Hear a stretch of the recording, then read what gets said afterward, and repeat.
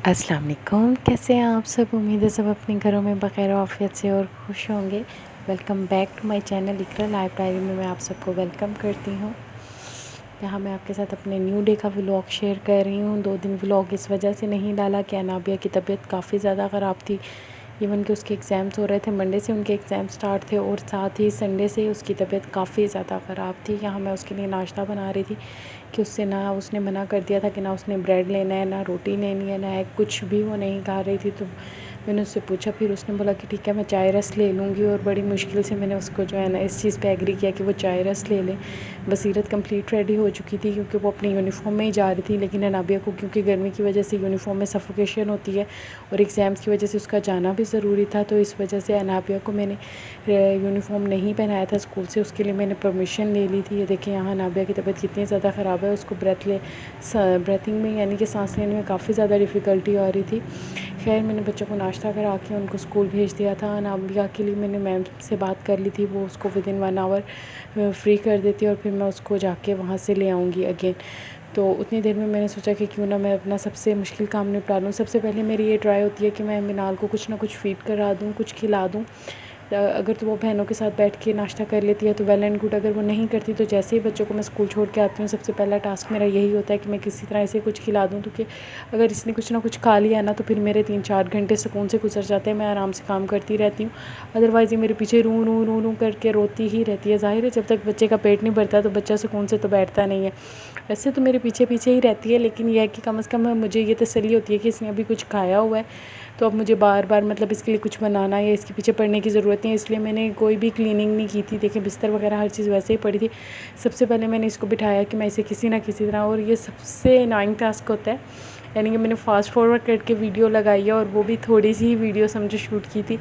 ये एक प्रोसीजर मेरा हाफ़ आवर का होता है कि इसको खाना खिलाने का बड़ी मुश्किल है कि नो नो नो बश बश बश, इसको बस ये 2 लफ्ज़ आ गए और इसने येस तो बहुत मुश्किल कहना होता है ना। नो जो बात कह दो, नो जो बात कह दो, नो भाई मुझे नहीं चाहिए।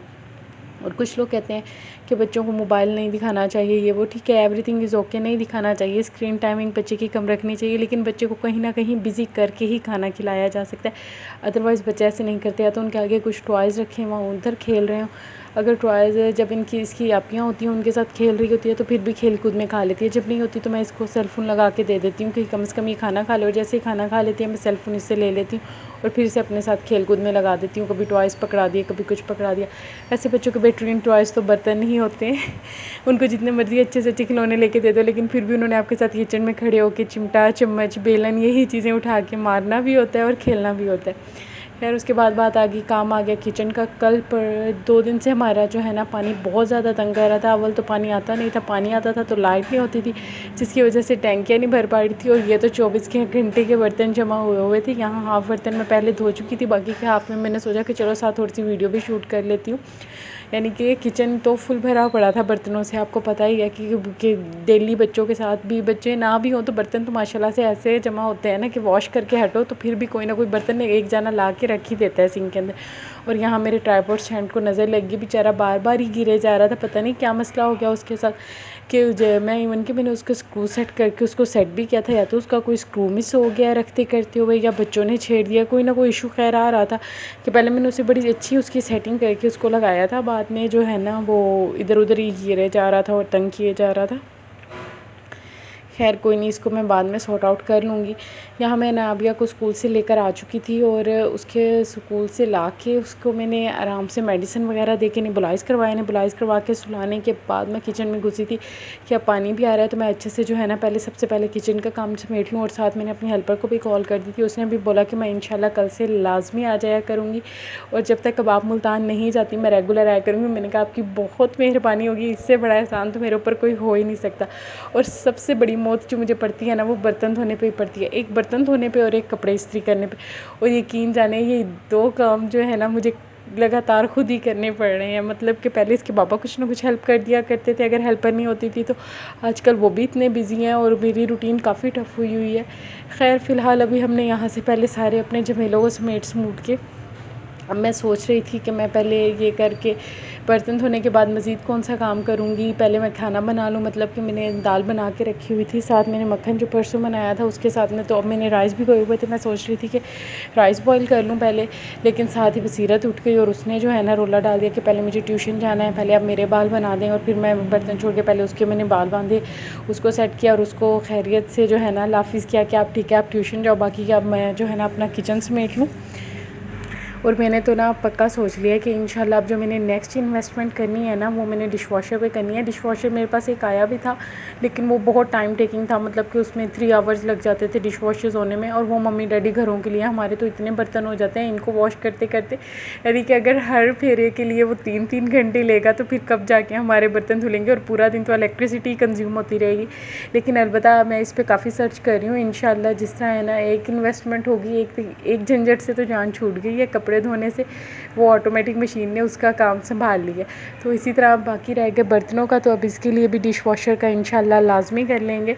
और यही जो है ना, मैं अब यही सोच रही थी कि अब ये कर लूँ, ये कर लूँ, ये कर लूँ, क्या कर लूँ, मतलब कि कुछ समझ ही नहीं आ रहा था। जब काम आपके पास इतने सारे जमा हो जाए ना, और स्पेशली जब बच्चों की तबीयत ख़राब हो, तो फिर तो कुछ भी नहीं समझ आता कि आपको क्या करना चाहिए और क्या नहीं करना चाहिए। खैर, बच्चों की फीडर्स वगैरह वॉश करने के बाद अच्छे से, अच्छा मैं हेल्पर से भी अगर काम करवाती हूँ ना, तो मेरा फर्स्ट ट्राई यही होती है कि मैं बच्चों के फीडर्स को खुद ही वॉश करूँ, खुद ही स्टेरलाइज़ करूँ। और बॉयल वाटर में मतलब मैं इनके लाजमी फीडर्स को ना सॉल्ट ऐड करके, और अगर कभी कभार होता है तो मैं इवन के सोडा भी ऐड कर देती हूँ।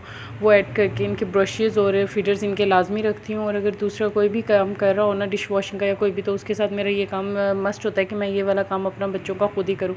खैर, यहाँ किचन को मैंने नीट एंड क्लीन कर दिया था, एवरीथिंग अब किचन का हो गया था। अब आ रही थी बच्चों की, तो बच्चों को उठा के सारे बिस्तर वगैरह समेट लिए। मिनाल टेरिस का डोर ओपन ही नहीं करने देती, इस वजह से मैंने टेरिस के डोर के आगे चारपाई खड़ी कर दी। और यहाँ इन तीनों में आपस में बहस होगी। मेरी चीज़ ही उठा के ले आई, इनके हत्ते हत्ते चढ़ गई मेरे बैग से, इन्होंने निम्को निकाली कि हम लेंगे। और जब मैंने निम्को ओपन करके टेस्ट की, तो वो तो स्पाइसी बहुत ज़्यादा थी। और ये छोटा पटोला, इसको तो सुकून ही नहीं आ रहा था, उनके हाथ से खींच खींच के भाग रही थी। लेकिन जैसे मैंने टेस्ट किया कि ये स्पाइसी, तो मैंने बसीरत को फ़ौरन बोला कि जाओ इसको बाहर रख के आओ, या तो इसको डस्टबिन में डाल दो या फिर इसको बाहर रख दो। और इस बात पर बसीरत का मुँह बन गया। नाबे को तो मैंने ज़बरदस्ती पकड़ के बिठा लिया कि चलो बेटा, आपको मैं पेपर की तैयारी करती हूँ। अब सो की, क्योंकि वो उठी थी तो अभी उसकी तबीयत कुछ फ्रेश थी, तो इस वजह से मैंने सोचा कि पहले मैं उसको पेपर की तैयारी करवा दूँ। उसका मैथ का, रीडिंग का भी था और राइटिंग का भी था। राइटिंग प्रैक्टिस मैं उसको पहले करवा चुकी थी, और बाकी रीडिंग की प्रैक्टिस रह गई थी। या मैंने उसको कुछ थोड़ी सी रीडिंग की प्रैक्टिस करवाई। साथ में उन दोनों को किया कि अब बस, क्योंकि शाम हो चुकी थी, तो मैं अब उन दोनों को कह रही थी कि बस सुकून कर जाओ, अब तो मेरी भी बस होगी, अब तुम लोग क्यों नहीं सुकून कर रहे हो। और ये बसीरत लगातार ज़िद कर रही थी कि प्लीज़ मुझे खाने दें, प्लीज़ मुझे थोड़ी सी इनको खाने दें। खैर, इसको डांट ढूंढ के मैंने दोबारा बाहर भेजा कि जाओ फेंक के, अगर तुमने खाई ना तो मैंने तुम्हारे पापा को तुम्हारी कंप्लेन कर देती हैं। और यहाँ अनाबिया इतनी चीटर है कि उसको वर्ड का पता नहीं चल रहा था कि ये 9 है, तो वो मुझे काउंट करके बता रही थी कि ये 9 ऑरेंजेस हैं, ये 10 फिशेज़ हैं बड़ी। खैर, बच्चों के साथ तो यही कुछ होता है, इनकी मस्तियाँ चलती रहती हैं। दुआओं में याद रखिएगा, प्लीज़ प्रे कीजिएगा कि अनाबिया की तबीयत जल्दी ठीक हो जाए, क्योंकि आज 4 to 5 डेज़ होने को आए हैं। कंटिन्यूसली उसकी मेडिसिन भी जा रही है, नेबुलाइजिंग भी हो रही है, लेकिन उसकी कफ़ को और उसकी ब्रीथिंग इशू को कोई ख़ास फ़र्क नहीं पड़ रहा है। जस्ट 19-20 का फ़र्क पड़ता है, और अगेन उसकी तबीयत वैसे ही हो जाती है, उसका सांस काफ़ी ज़्यादा फूलने लग जाता है। व्लॉग्स आपको अच्छे लगते हैं तो वीडियो को लाइक और शेयर लाजमी कर दीजिएगा, चैनल को सब्सक्राइब कर दीजिएगा। ओके जी, दुआ में याद रखना है। अल्लाह हाफिज़।